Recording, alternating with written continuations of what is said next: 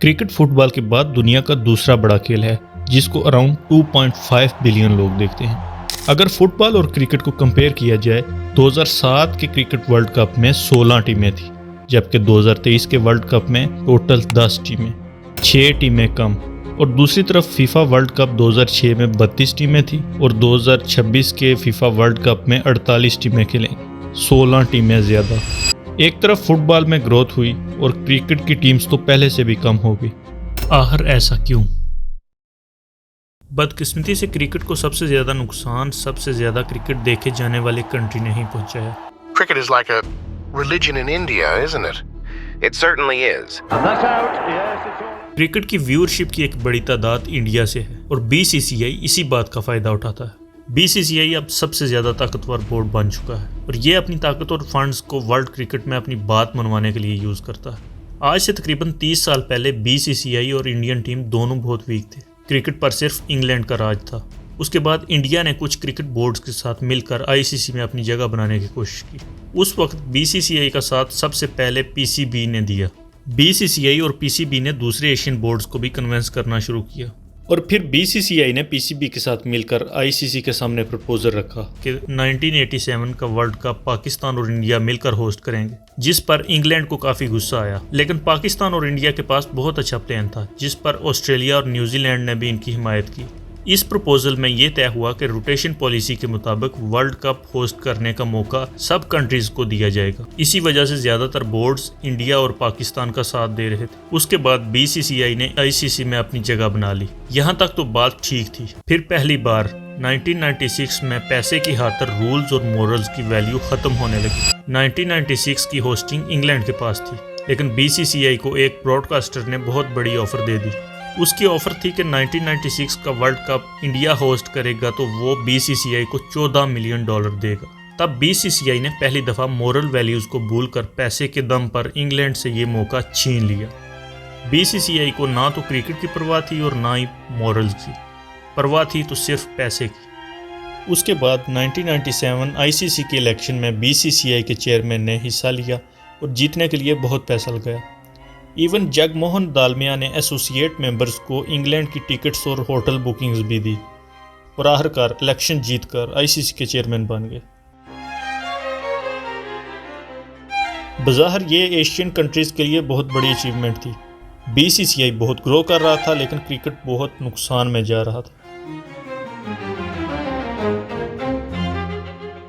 यहाँ एक सवाल है, क्या क्रिकेट अंग्रेज़ों के पास ही ठीक था? उसके बाद आया आईपीएल।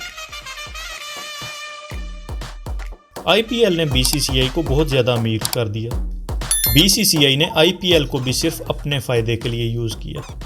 आईपीएल दुनिया का दूसरा बड़ा स्पोर्ट्स लीग है, जिसकी वर्थ ऑलमोस्ट $20 बिलियन है। आईपीएल अकेला T20 लीग नहीं है, ऑलमोस्ट हर बोर्ड की अपनी लीग है। फिर आईपीएल सबसे फेमस क्यों? क्योंकि बीसीसीआई अपने प्लेयर्स को दूसरी किसी भी लीग में नहीं खेलने देती। क्योंकि अगर इंडियन प्लेयर्स दूसरी लीग्स में जाएंगे तो उन लीग्स की व्यूअरशिप बहुत ज़्यादा बढ़ जाएगी और वो शायद ज़्यादा फेमस भी हो जाएं, और उनकी पावर बढ़ने से बीसीसीआई की पावर खतरे में आ सकती है। हर चीज़ में सिर्फ अपनी पावर और पैसे का सोचते हैं। 2012 में इंग्लैंड के former chief justice lord Woolf ने आईसीसी को एक रिपोर्ट सबमिट की। उनका कहना था कि क्रिकेट वर्ल्ड में बीसीसीआई के पास सबसे ज़्यादा पावर है और वो इसका ठीक इस्तेमाल नहीं कर रहे। इवन एसोसिएट नेशंस को फंड्स तक नहीं मिल रहे और आईसीसी में इंडिपेंडेंट गवर्नर होने चाहिए। बीसीसीआई ने अपनी पावर और पैसे से इस रिपोर्ट को खारिज कर दिया और सबको चुप करवा दिया। इंडिया ने शुरू में क्रिकेट वर्ल्ड में अपनी जगह बनाने के लिए सबसे पहले पाकिस्तान और श्रीलंका को अपने साथ शामिल किया था, और पावरफुल होने के बाद और पावर पाने के लिए उन्होंने अपने साथ इंग्लैंड और ऑस्ट्रेलिया को शामिल किया और बिग 3 बनाया। Signal to a proposal that will give 3 countries, that's India, Australia and England, more power and more money. पहले आईसीसी का रेवेन्यू सारे फुल टाइम मेंबर्स को बराबर जाता था। फिर बीसीसीआई ने कहा कि आईसीसी का 75% रेवेन्यू हमारी व्यूअरशिप की वजह से आता है, तो रेवेन्यू का सबसे बड़ा शेयर हम रखेंगे। और इंडिया ने अपने साथ इंग्लैंड और ऑस्ट्रेलिया को अपनी बात मनवाने के लिए शामिल किया। और आईसीसी का हाफ रेवेन्यू इन 3 बोर्ड्स के पास जाता है। इंडिया अपने फायदे के लिए हर कदम उठा रहा है, जिससे क्रिकेट डे बाय डे कमजोर होता जा रहा है। अब आईसीसी को पूरी तरह बीसीसीआई कंट्रोल करता है। 2007 के वर्ल्ड कप में 16 टीम्स थी और 2023 के वर्ल्ड कप में सिर्फ 10, क्योंकि 2007 में इंडियन क्रिकेट टीम की परफॉर्मेंस बहुत बुरी थी, जिसकी वजह से वो सिर्फ 3 मैचेस खेल सकी थी। इस वजह से बीसीसीआई और ब्रॉडकास्टर्स ज़्यादा पैसा नहीं बना सके, इसीलिए बीसीसीआई ने टीम्स कम कर दी और ऐसे ग्रुप बनाए कि इंडिया कम अज़ कम 9 मैचेस खेल सके। फिर इंडिया ने आईसीसी को कहा कि 2024 के आईपीएल के दौरान कोई भी इंटरनेशनल मैच नहीं होगा, यानी क्रिकेट वर्ल्ड में सिर्फ बीसीसीआई इम्पोर्टेंट है। पाकिस्तान, जिसने शुरू में इंडिया का सबसे ज़्यादा साथ दिया था, अब इंडिया की कोशिश है कि जितना हो सके इसको वीक किया जाए। अब इंडिया अपनी पूरी पावर और पॉलिटिक्स का इस्तेमाल कर रहा है कि 2025 की चैंपियंस ट्रॉफी पाकिस्तान में ना हो। आखिर इंडिया ऐसा क्यों कर रहा है? इसका जवाब बहुत इंटरेस्टिंग है। इंडिया हमेशा अपनी मर्जी की कंट्रीज़ में खेलता है, क्योंकि वहाँ इसको पूरी सपोर्ट मिलती है। सपोर्ट मतलब कि पिचेस इनकी मर्जी की। अगर वो पाकिस्तान में खेलेगा तो इसकी 2 बड़ी प्रॉब्लम्स हैं। एक तो पिचेस इनकी मर्जी की नहीं होंगी, जिससे इनकी टीम की परफॉर्मेंस बहुत ख़राब हो जाएगी, और दूसरा Pakistan board day by day बहुत ग्रो कर रहा है और इंडिया के टूर्स पाकिस्तान को मज़ीद ग्रो करेंगे, और इंडिया ऐसा बिल्कुल भी नहीं चाहता। पाकिस्तान ने जब पीएसएल स्टार्ट किया तो किसी को ज़्यादा उम्मीद नहीं थी, लेकिन वो आईपीएल के बाद सबसे ज़्यादा सक्सेसफुल होने वाली लीग बन गई।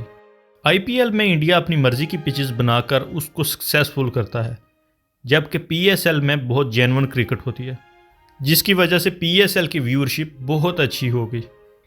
इंडिया को चाहिए कि दूसरी कंट्रीज़ और बोर्ड्स को भी ग्रो करने दें। वेस्ट इंडीज़, जो कि सबसे अच्छी टीम थी, आज उसकी हालत सबसे बुरी है। श्रीलंका ने भी बहुत मुश्किल से ग्रो किया। अब पाकिस्तान रह गया है और पता नहीं कब तक रहेगा।